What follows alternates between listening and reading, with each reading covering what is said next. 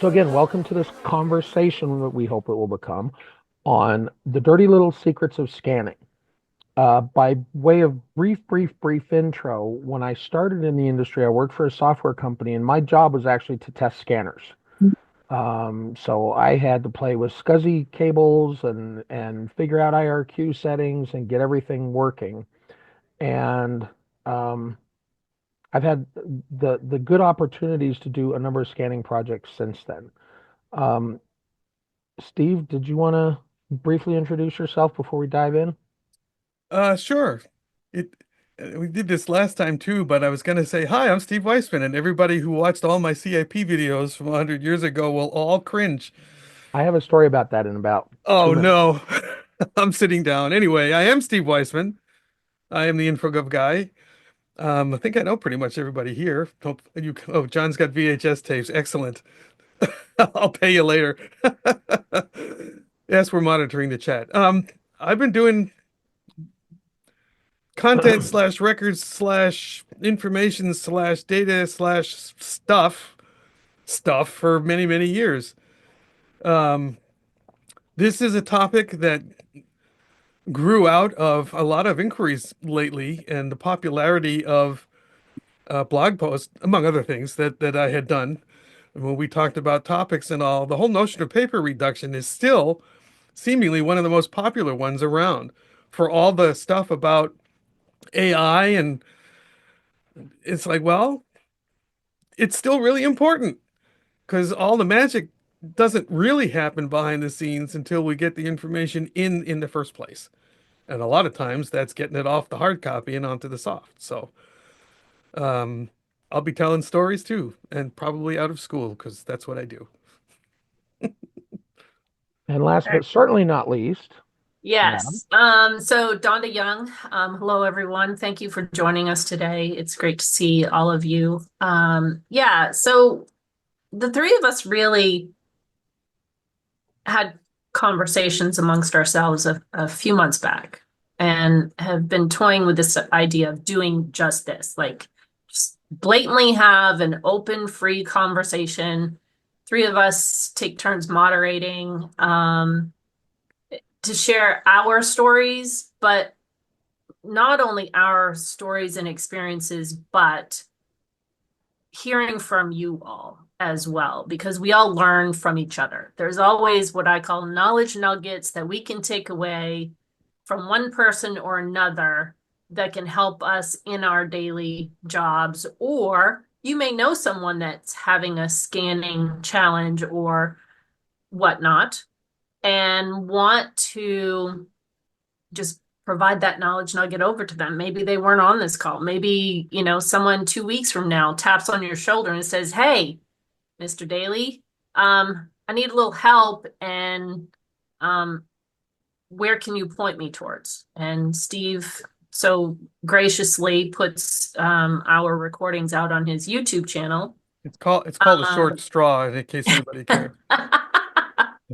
and it's out there in prosperity for other folks to learn from. So it's our way really and truly to give back to the community, but also for us to learn from you what your challenges are, and maybe there'll be little tidbits and knowledge nuggets that we can help you with. Thanks, Donna. So I want to start off with a quick story, and then I want to move into our first topic.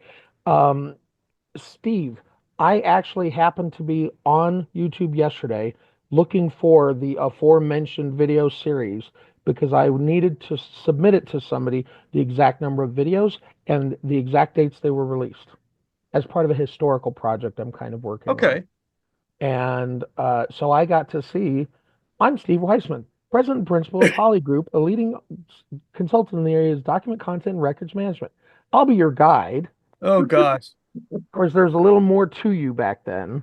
Um, but yeah, 112 videos, anywhere from 2 minutes to I think the longest was about 9.5. Yeah. And I know this because I had to quality control them all in the summer of 2011. Oh, it's that long ago. Wow. Indeed. Well, Well, all I can CIP say went is live. I'm sorry. Go ahead. No, CIP went live September of 2011, and it looked like the playlist got uploaded If the actual videos, they varied, but the playlist got uploaded September 22nd. So we hit the ground running. Yeah. Wow. Ooh, long time ago. All Memories. right. So the first topic that we wanted to kind of explore a little bit and share some stories about is um, determining what to scan, and maybe more importantly, determining what not to scan. And so I'll start out with my story. As a much younger consultant, um, I somehow fell in with I think it was an independent service bureau in VAR, and we were going to do a joint pitch to a government entity in Florida, in Miami, to scan and digitize and do all the stuff with all their paper. They had something like 1,800 boxes of paper. We had never met and literally didn't meet until 15 minutes prior to the joint meeting with the prospective client, which is already off to a fine start. Um, they went first, and their approach was going to be to go through all 1,800 boxes, prep them all, scan them all, unprep them all, and then go through the resulting images, perform quality control, and also determine which ones needed to be retained and not. As a newly minted records manager, though not yet certified or certifiable at the time, um, I said, well, why don't we go through the boxes first, eliminate the 90+% of them that probably don't need to be scanned, and then just scan what's left and what's meaningful. Um, they were going to charge 8 cents a page, I think, and I was cutting off 90% of their bid with my approach. And needless to say, the meeting went poorly. We did not get the project. And on the way hightailing it out of town, I actually managed to stiff one of the best Cuban restaurants I've ever had food at because I only had Amex with me and they didn't take Amex. So I paid like $4 for the best Cuban sandwich I've probably had in my life. And I still feel bad about that. Wow. I think that's my favorite part of the story. It's not mine. I still feel guilty. Well, you could Venmo them now. I don't even know who or where. This was in like '06. Wow. It's funny Just what pay it sticks with forward, you. man. I have to find somebody else to pay it forward. You don't know me, but Well, that's, you touch on an interesting almost side component of this since our focus is on the actual doing of. But in terms of the sell the concept internally, it it it does surface that same kind of mentality because in a lot of organizations there are people who are defined by the role that they have within that company.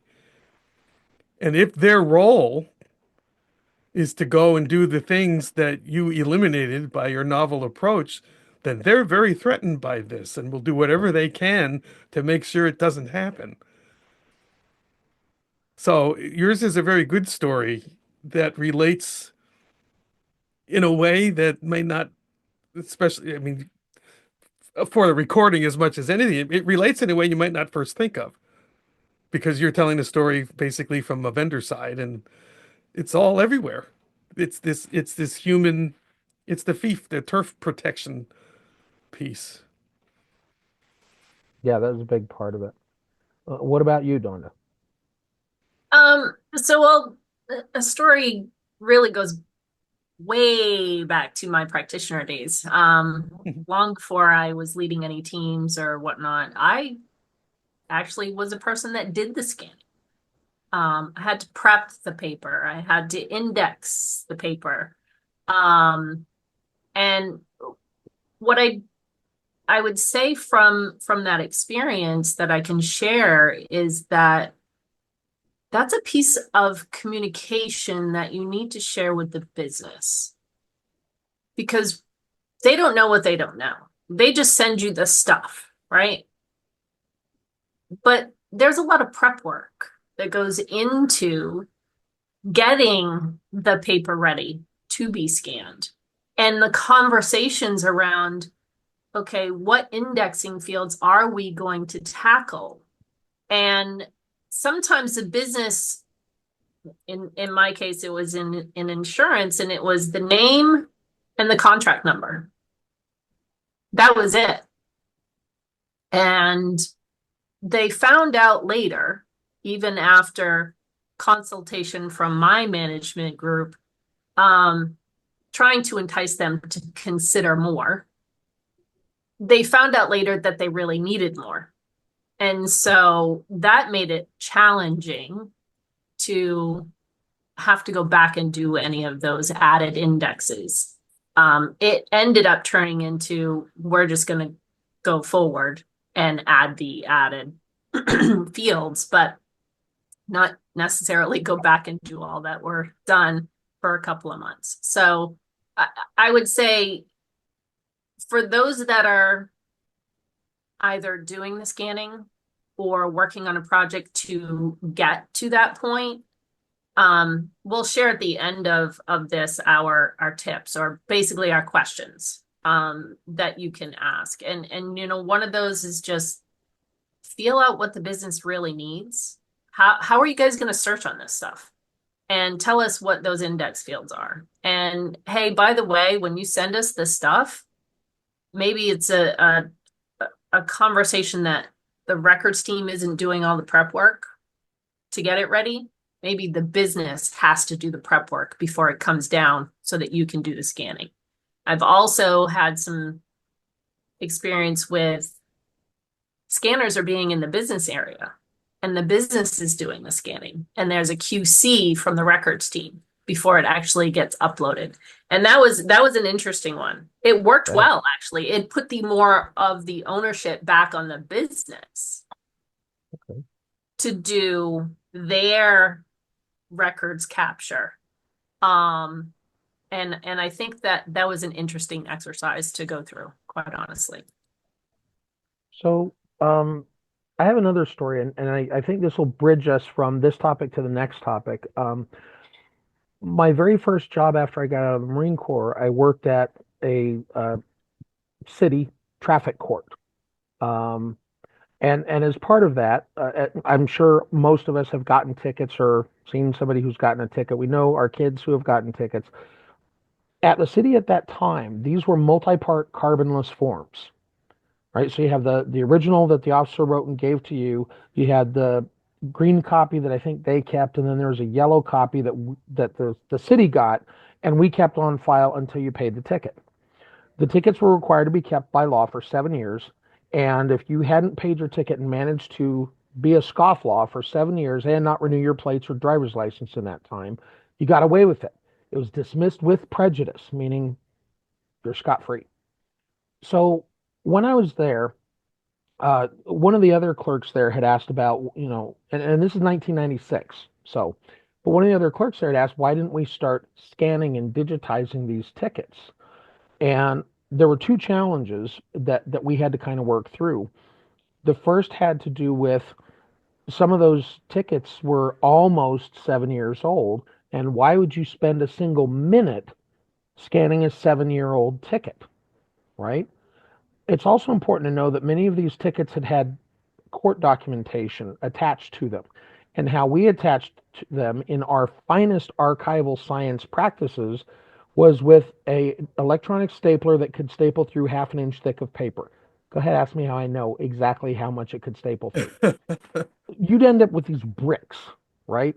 And it goes to court, it all has to be unstapled. After the court date for the next court date, it's all got to be restapled. And so if you've ever torn a page out of a wired notebook, that's what it looked like, except on all four corners, all four edges, right? How on earth are you going to scan that? So there was one piece of this that went to the quality of the documents, and another piece of it that went to their relative age with respect to the retention schedule and their ultimate destruction. And so what we finally ended up deciding to do was taking a kind of a modified day forward approach where new tickets that came in would get scanned. Older tickets would be scanned if they were activated, right? If somebody needed them. And so it was kind of a bit of day forward plus scan on demand. And then we would go back about 1 year. And anything older than 1 year, we left in paper to mold and the rats eat and everything else until they hit 7 years, and then we destroyed them. And so that was kind of our approach to maximize the value of the scanning process and the time we were going to spend doing it while minimizing scanning silly stuff that shouldn't have been scanned because of quality issues or that didn't need to be scanned because it was almost going to be destroyed. And so that's how we approached developing our approach. Um, Donda or Steve, have you guys had any different experiences doing this? I um well, I'll say yes because sometimes the experiences boil down to, nah, it's too much to think about. We're not doing anything. I mean, you did something and you did it intelligently. Um, my thoughts run in two directions from your story. One, you mentioned probably my favorite four-letter F word, form, because I cut my teeth as an analyst, like I date it from 1990, really, when I saw my first electronic form. And at the time, that was a whole revolutionary thing. And workflow was a second revolutionary thing. And image, I mean, and they weren't connected at all. And somehow, I don't know if it was the devil or the angel, but one of them on my shoulder said, that forms the front end really to a database. And if you hook some workflow up behind it, you can actually start doing some pretty cool things. And it turned out to be true. And nobody likes dealing with forms. And even then, the issue of, and I don't know, this must be on my brain today, but the issue of organizational change, nobody wants to invest in them. They want to get rid of them. But when you start looking at, as you did, the retention schedule and how often do they get touched and try to sort of parse through the actual process that information is going through, a lot of things can become clear in terms of what to scan and where you started this today, Jesse, what not to scan, which can be, I'll go as far as to say that's more important, determining what not to scan than determining what is. Just in terms of dealing with the volume, putting a time limitation, we're not going any back any further than X, means from a scanning perspective, you don't have to worry about the rest of it. Unless you do, in which case you do what you described. Never mind, what about all the stuff that's in the folders inside the boxes that got misfiled? Maybe you do need to scan it, but not with this batch, or something fell in, or you hid something, or it got mixed in, and now here's the invitation to, Fred and Jean's wedding from 7 years ago, and they've been divorced for 5 years already. We don't really need to keep that. Right. So there's a lot of goofy that you can get rid of and not worry about digitizing. But somebody's got to take the time with your other story. Somebody's at some point got to go look through the box, or at least enough of the boxes to feel like you're comfortable with, okay, what is this really?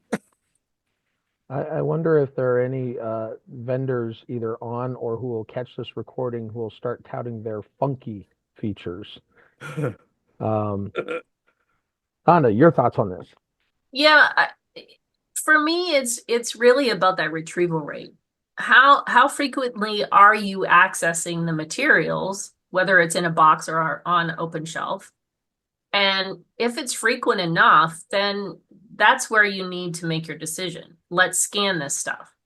If it's so infrequent, then where's the value necessarily? Unless it's more of a, well, scan on demand. Okay. That has value in and of itself too. It reduces the volumes of space. Um, but I think the other piece that is important to recognize about what to scan, what not to scan. Most organizations will have very low retrieval rate type documents, but very high value.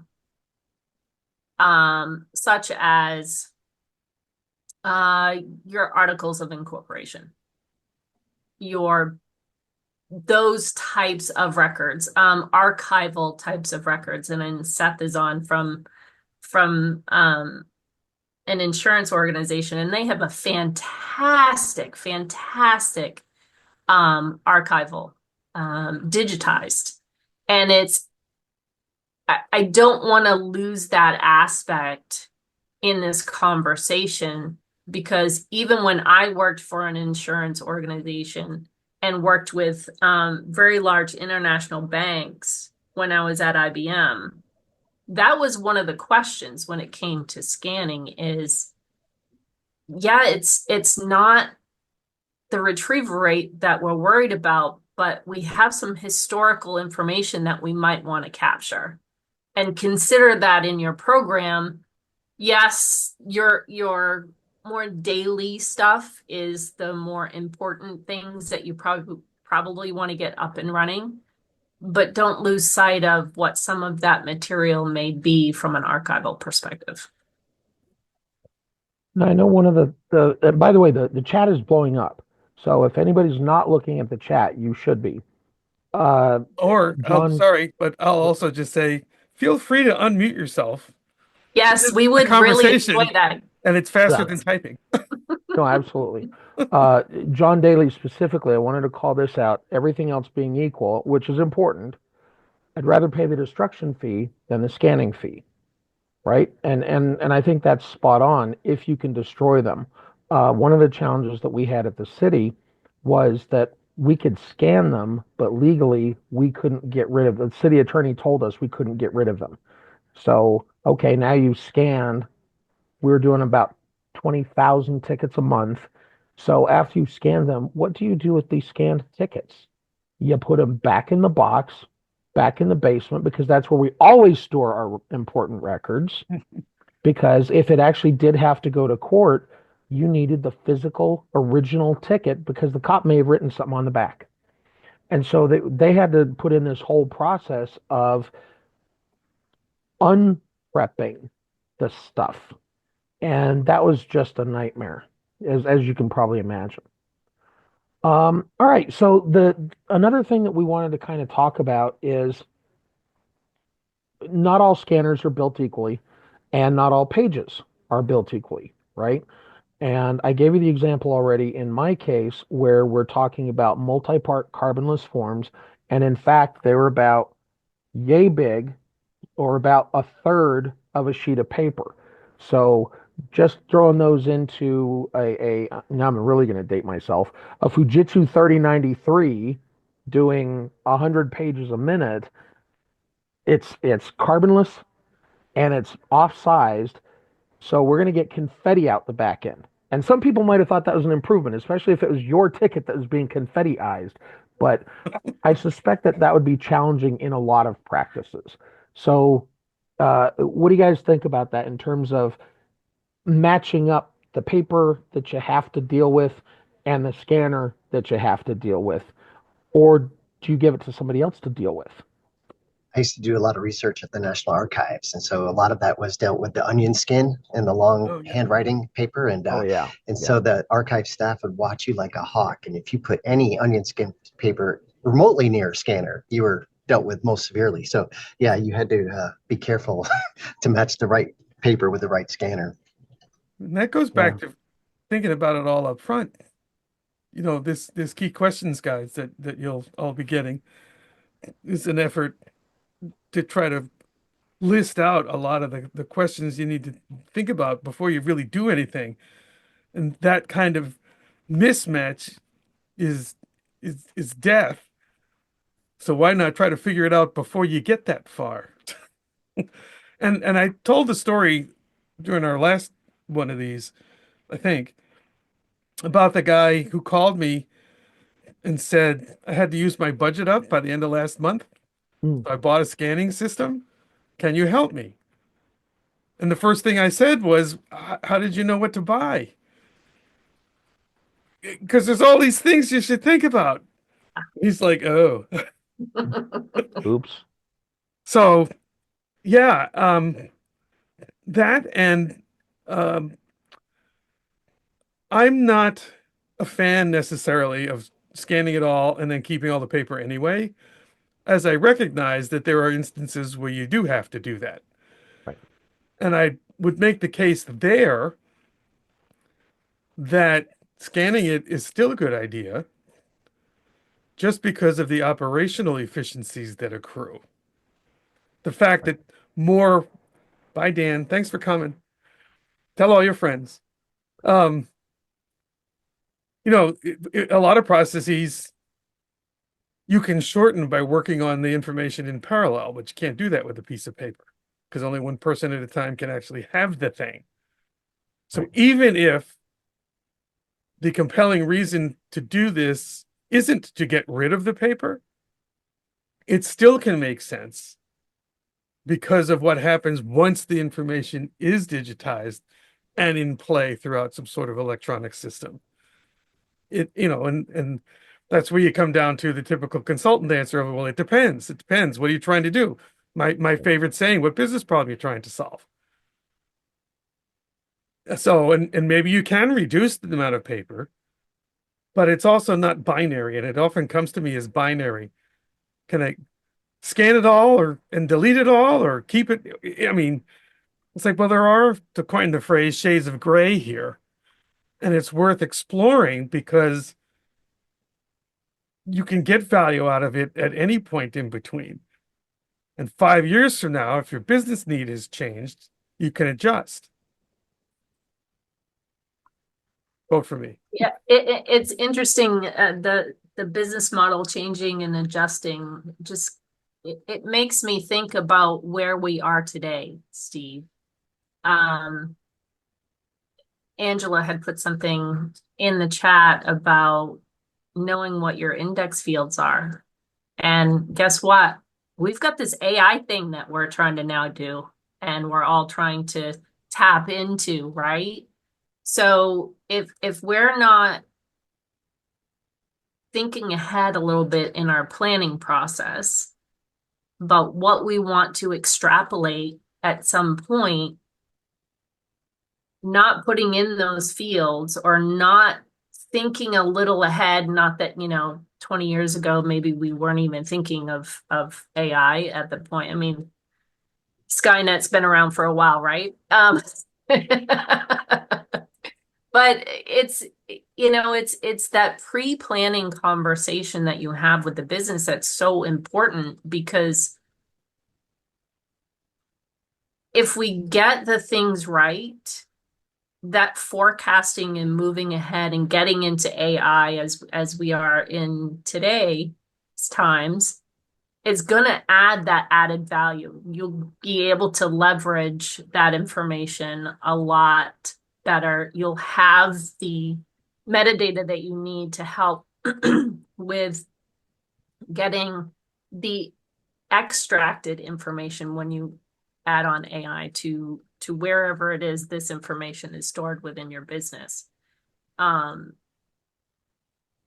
Those are sometimes hard conversations to have, I think, because the business, they don't think necessarily in those terms. Some do, maybe the executive suite, obviously, but the day-to-day folks working with this stuff, they need to know where it is and how the heck do I find it in the fastest way possible so that I can get my job done. And, as people in the information management space, that's where our expertise comes into play, where we can provide them the guidance that says, hey, have you thought about doing it this way and why? Here's your challenge, like Steve said, find out what the business issue is, the business challenge, and then try and solve for that. And sometimes I did a podcast recently, and it's not about just throwing AI at stuff. It's a piece of tech, but you have to know where your information is first to be able to feed the tech, to be able to get the outputs that you need. And scanning capture is one of the biggest things that we can do to help businesses get there with our unstructured information. So planning first, thinking ahead a little bit in that planning process, I think it does help them move the needle forward, but start slow, grow big. Don't try and, as I say, don't throw the donut in your face all at once.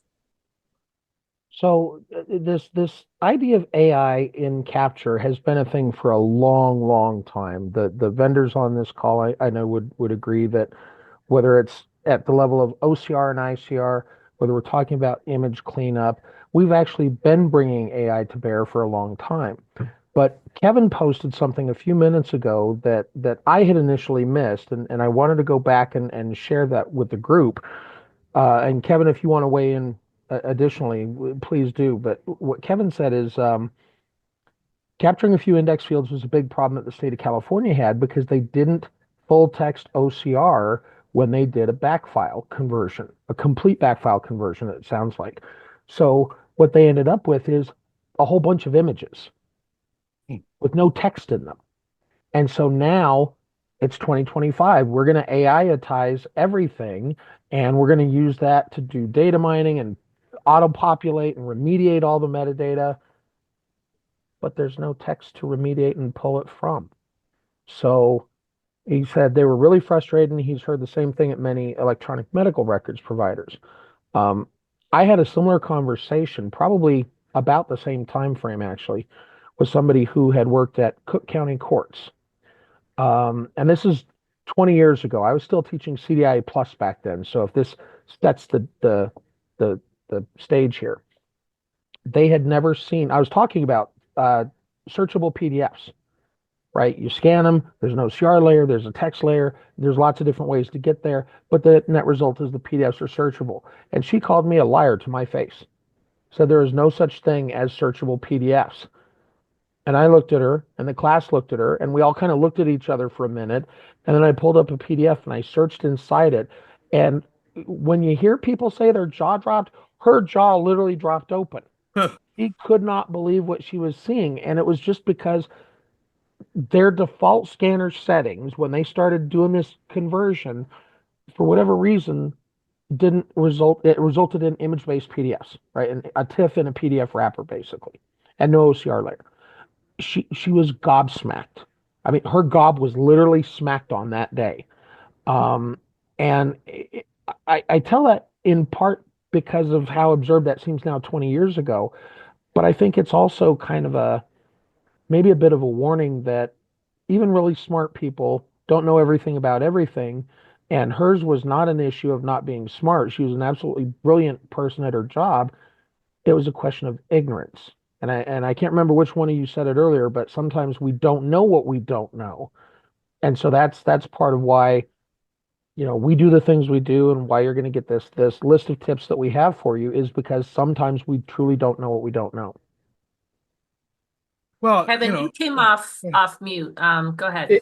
Yeah, and I'll just say, Jesse, thanks for pointing that out, and you're exactly right. And first of all, thanks for the M3093 call out. I'm an ex-Fujitsu guy for anybody that might know, and I know the whole configuration of the KF9250 12001 card plus the SC1010 cable to connect it and all this proprietary stuff. Yeah, just to get an image on the screen, much less and then have it buy a $24,000 Calera box to do OCR at 2,400 characters per second. So they're going back in the Wayback Machine.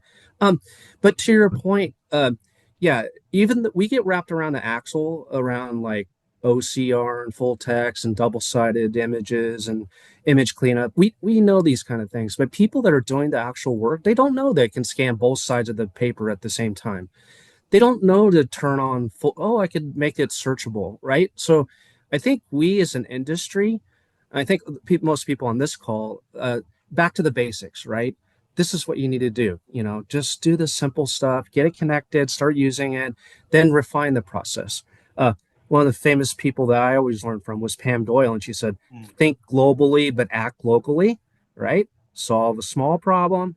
And the word enterprise content management maybe gave people false hope that, hey, I can digitize my whole enterprise and work, but start with a one specific problem, right? We know that, we preach that, but the industry, right, needs to hear a consistent message, and just make it simple for people. We make our technologies too complicated. So in the case of Yeah, it was a California prison system. They had two football fields of documents. They had a big back pile of probably millions and millions or billions of images, and they had key index fields, but they didn't have the full text.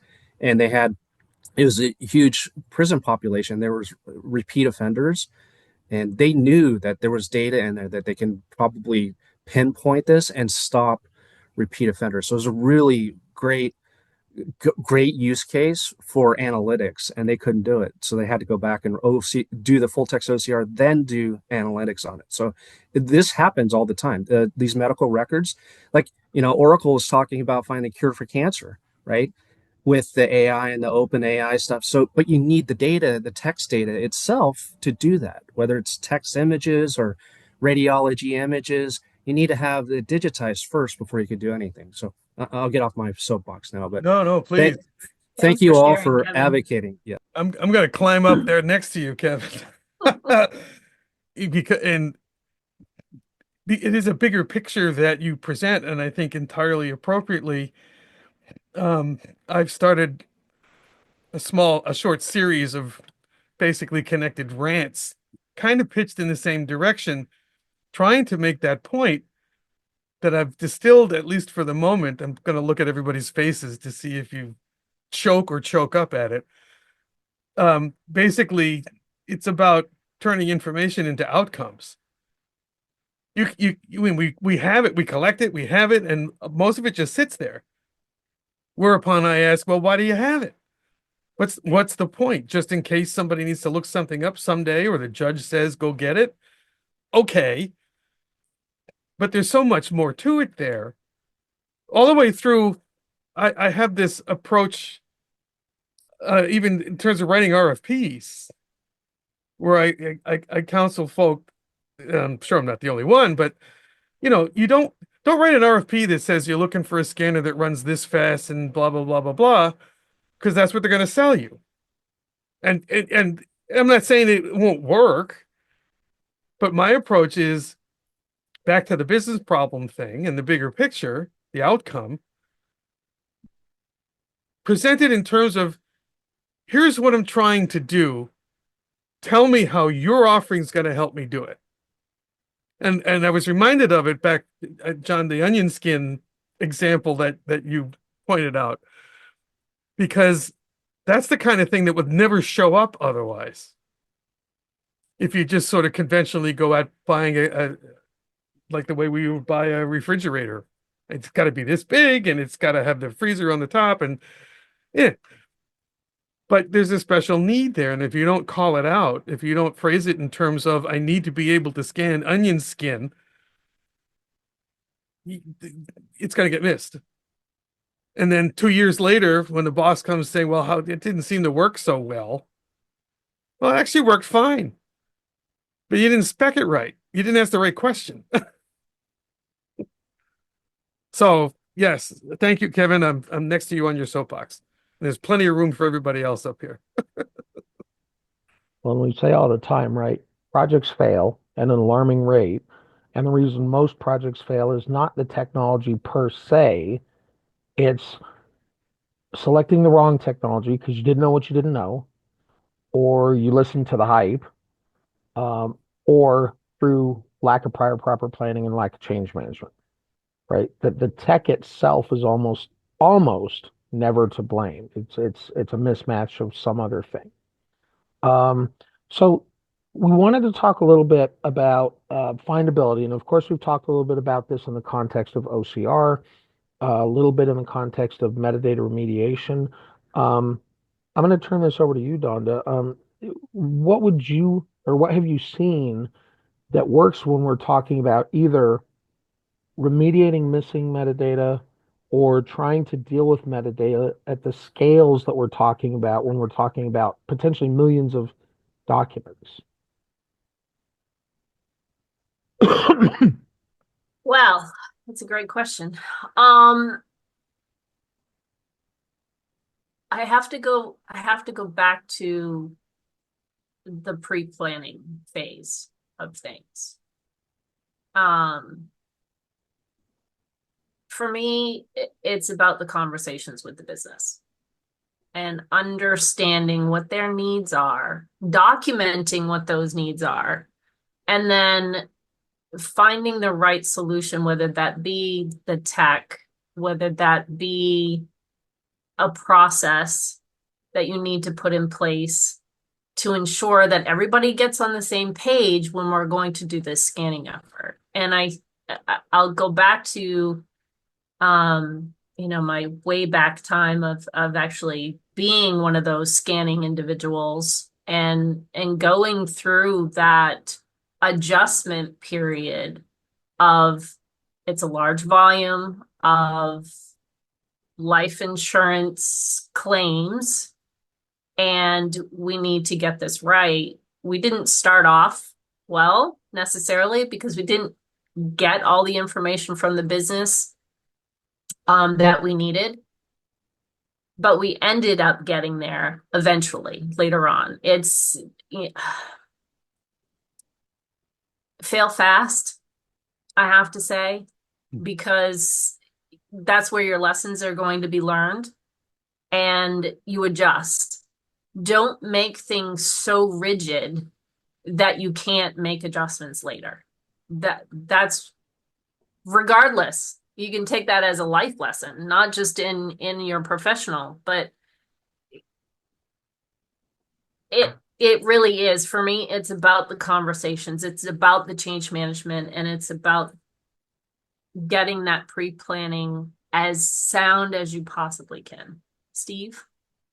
Yeah, it's funny. I don't know if it's funny or tragic or what, but so many of these conversations, regardless of where we start, end up in the same place. I'm beginning to suspect a trend. So continuing in that vein, I will also say I'm a particularly avid fan of clever and creative use of metadata. As much for findability, of course, but even more for interoperability. You know, since we're living in the past somewhat in this conversation, because so many of us here have been doing this for way too long. But I remember, well, even some of the old, the AIM training materials where we were talking about universal search versus federated search versus, the idea is, and another old saw of mine, to set things up so your information behaves like it lives in one big box. And I've seen it, and it's magic. If you can do your metadata management in a way that people have bought in and you make it flexible enough because you put a thesaurus in the middle so it'll translate so that people can use the terms that they're used to searching on and use the metadata to essentially reach into all of these different repositories, structured or unstructured, you can create that virtual box of information. And you only really need one field in common to unleash at least some of the magic. I had an industrial contractor as a client that was living embodiment of this. And if you've seen the last episode of this series, I can't remember. I may have told the story then too, but here goes. They needed a new RFP system because the one they had was ancient. ERP. Sorry. Too many acronyms. And somebody there, a smart person, said, before we just rip out this old ERP system that we have and put in a new one, we have a lot of other information systems that touch this in one way or another. We should probably figure that out first because we want to break stuff. And that turned into 2 weeks-ish of 2 weeks, 2 years worth of work with a break in the middle while they mapped their business processes. Bye, Angela. And it turned out, even though this ancient ERP system wasn't terribly open, they could start doing some of this while they decided what they were replacing with, because the one field they have in common boiled down to customer number. Now, it was on an invoice in the ERP system, but it was on the blueprints, and it was customer no period. Somewhere else, it was number sign, but that was all available. And by hooking up the right sorts of metadata-based tinker toys, they could get it to work. And for them, that was the big aha.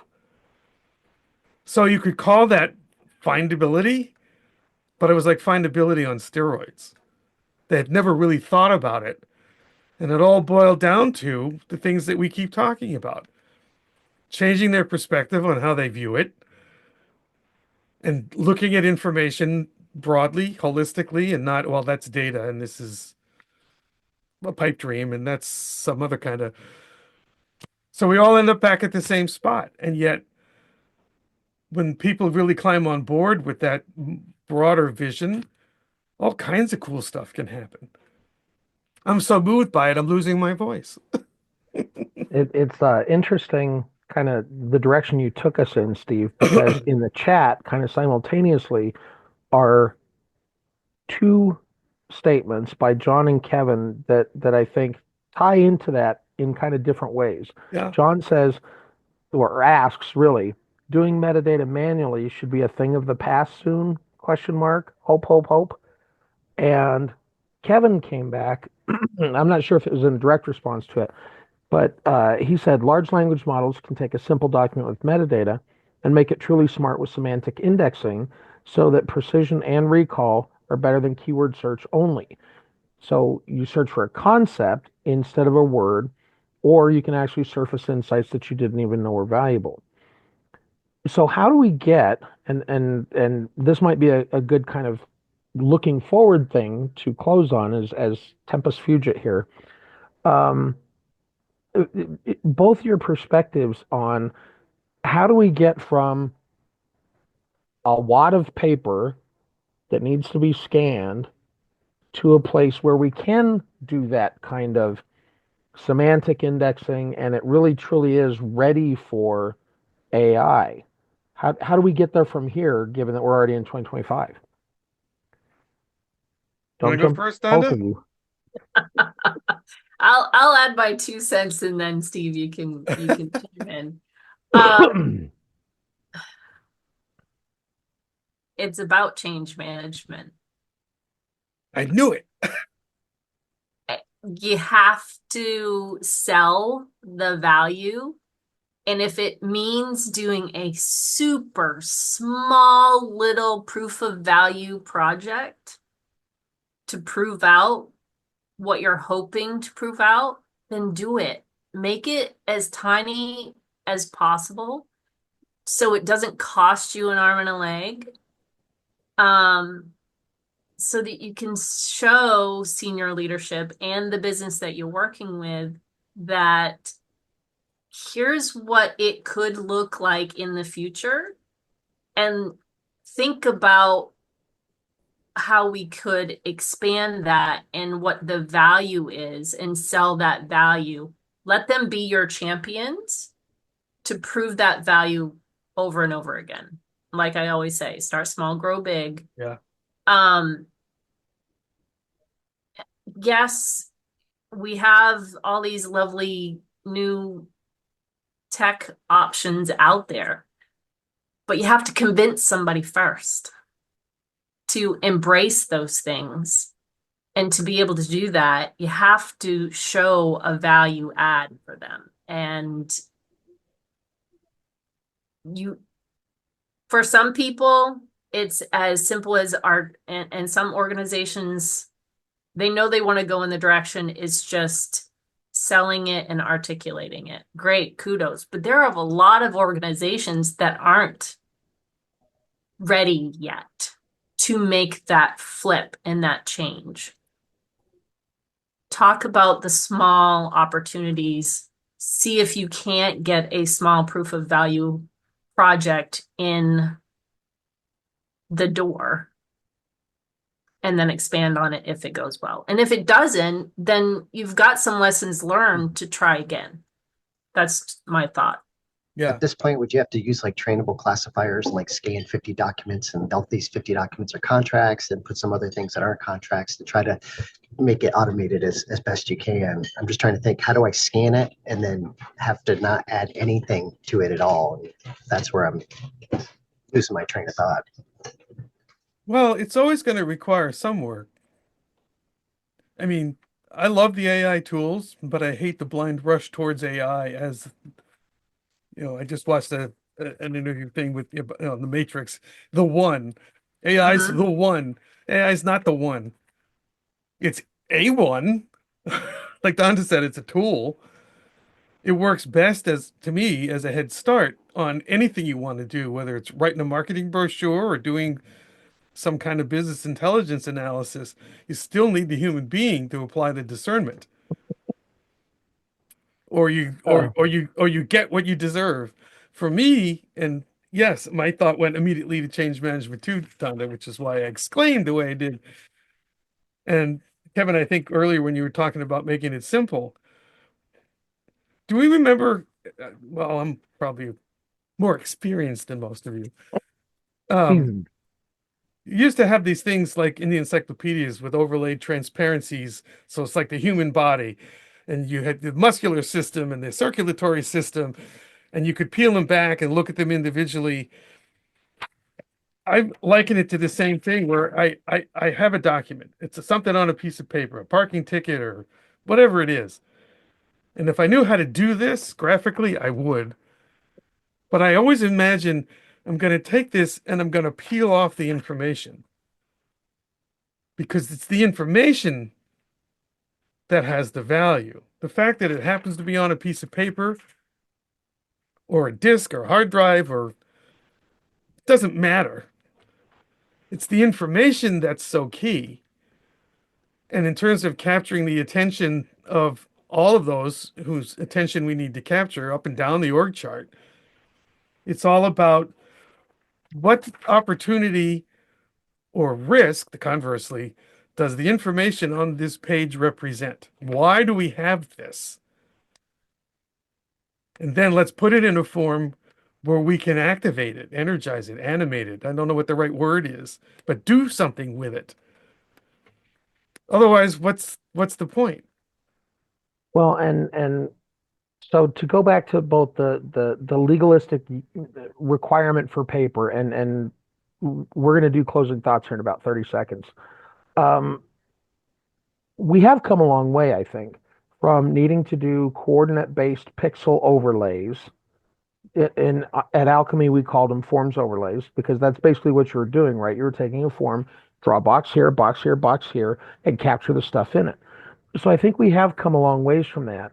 The one thing that I think that we don't get by not doing that anymore is having that thoughtful process of what are, in fact, all the things that, whether it's a forms overlay or AI, semantic search, that I should be looking for. In other words, what do I not know that I don't know? And so I guess I'll leave that as my parting thought. Um, you guys, final thoughts before we wrap on anything we've covered. Well, I'll just jump because picking up where you just threw down, is that what the kids say these days?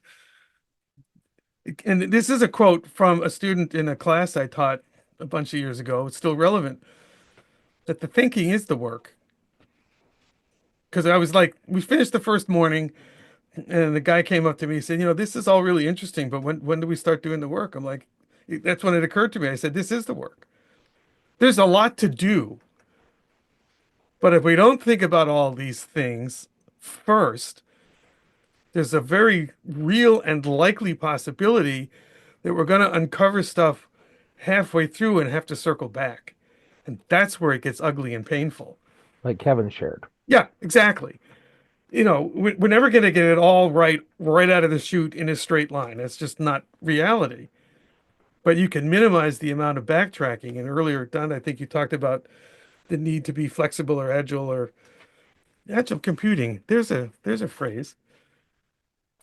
And it's just so true. Why are we doing this? Ask why. and think about what happens if you can peel the words off the paper or the microfiche or whatever it is. Then, like, it's all possible. And then I get really excited. And last but Yeah. not least, Parting words. First and foremost, thank you all for joining and incorporating your comments, and whether it's in chat or live. If you have projects that you're working on, I'm hoping that something that we've said today, that we've all shared today, has given you something to move you forward. And if not, there's a lot of us out here that still have a ton of knowledge that you can tap into. So don't be shy. Leverage your network, because there are a lot of folks out here that have done it or thinking of doing it. And, you know, maybe get a small group together that will help you kind of put that thinking align together. And you can, you know, John, maybe you want to check with Ian and you guys work together. And yes, you're in different organizations, but maybe that networking piece can help you guys work through some things. So that would be my parting thoughts for the group.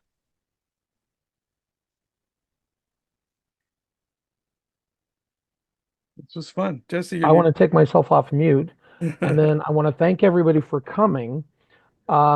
Next month, we're going to do another one of these on February the 19th. Same bat time, same bat channel.